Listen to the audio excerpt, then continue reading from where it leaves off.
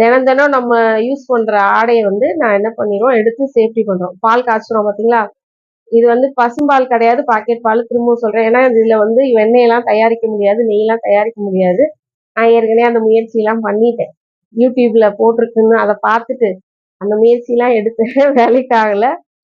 இது தயிர் ஊத்தி நான் இது பண்ணப்ப தயிரா தான் வந்துச்சே ஒழிய வெண்ணெயலாம் வரல அதுல. அதனால இத நெய் பண்ண முடியாது.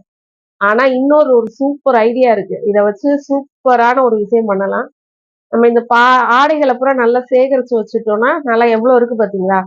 இன்னும் நமக்கு டெய்லி காய்ச்ச சேகரிச்சு வச்சுக்கிட்டே இருப்போம். வச்சுக்கிட்டு, இத நம்ம இந்த ஆடை எது எதுக்கெல்லாம் யூஸ் பண்ணலாம் அப்டின்னா, நாங்க என்ன பண்றது, இப்போ வெயில் டைமா குல்பி ஐஸ்க்கு பால் காய்ச்சணும். அதுக்கு ஆடை தேவைப்படும். அப்படிங்கையில, இந்த ஆடைய நம்ம அந்த குல்பியில போட்டு செய்யலாம். குல்பியில வந்து நல்லா ஆடை நெறைய